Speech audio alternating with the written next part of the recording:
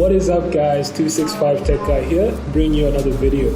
So this is of course my second episode in the series of the top 2018 smartphones that you should buy in 2019. This week we'll be taking a look at the iPhone X and how that's gonna fare compared to the other phones that we'll be looking at during the series. Upon release, the iPhone X immediately separated itself from its predecessors by being the first iPhone to not have a home button. I feel like some hardcore Apple fanboys were touched by this, but I personally found the new gestures within iOS to be highly intuitive, even though it took a couple days to get used to not pressing the area of the screen where previous iPhones would have had a home button. Anyways, let me not get off topic too much, as I am talking about the design of the iPhone X. It is absolutely gorgeous. It feels very familiar in hand with the rounded stainless steel edges, but this, together with the glass back, means that it packs some weight at 174 grams, making it one of the heavier phones out there, but significantly lighter when compared to the iPhone 8 Plus, which weighs in at 202 grams. The difference really becomes noticeable after holding the phone in hand for a long time. Some people will be a fan of the heft of the phone, as it gives a premium feel in your hand.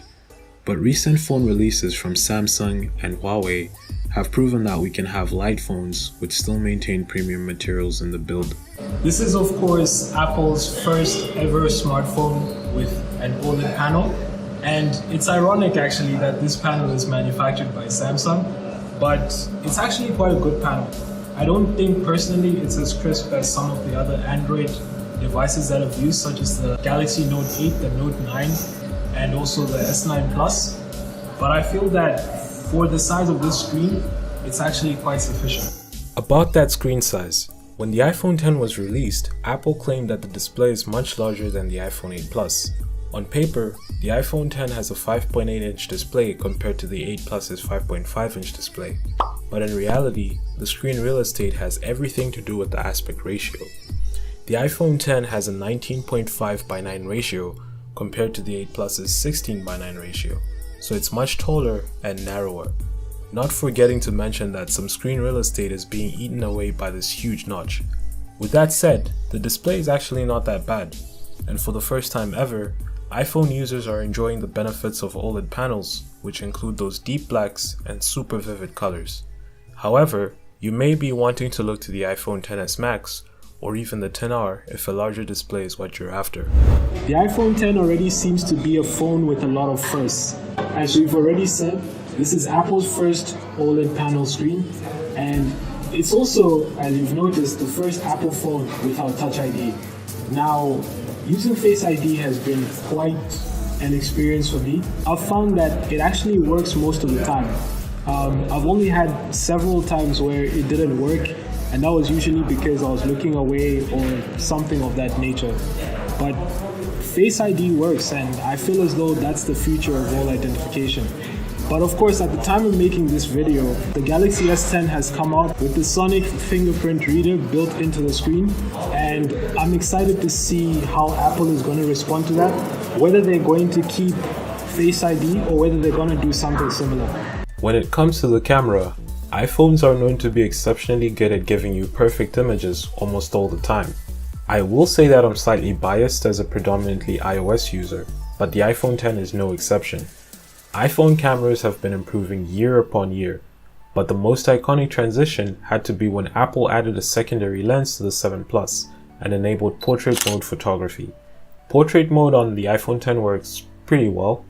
The separation of the foreground subject from the background has gradually improved since the days of the 7 Plus, but you'll still find the software having a little trouble in certain situations and conditions, such as with this picture.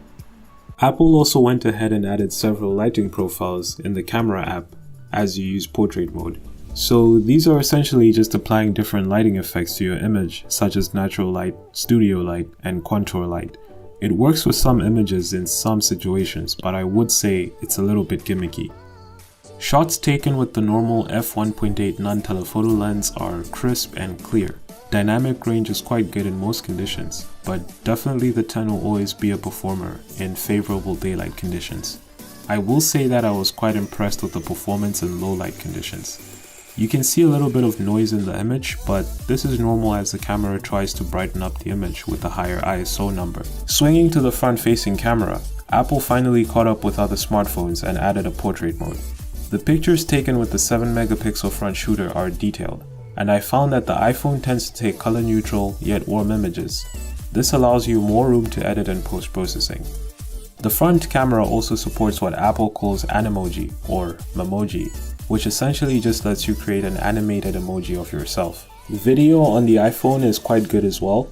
It's capable of shooting 4K at 60 FPS on the rear shooter with optical image stabilization, and 1080p at 30 FPS on the front shooter. I will say that the stabilization is exceptional, and even with a lot of bumps and vibrations from me walking, it held up pretty well. So the iPhone X in 2019 offers value for your money, as this particular model has been on the market for almost 2 years now. The original price tag of $1,000 for the base model has dropped significantly that it's competing with current iPhones such as the XS and the XR without losing out on too many features. Although the iPhone X is out of production now, I would recommend anybody looking for an upgrade to seriously consider the iPhone X in 2019, as these can be picked up for about $550 refurbished or second-hand from this video's sponsor, T9 Electronics.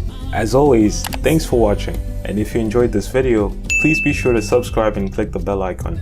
Drop your comments in that comment section and hit that like button to show your support. Until the next one.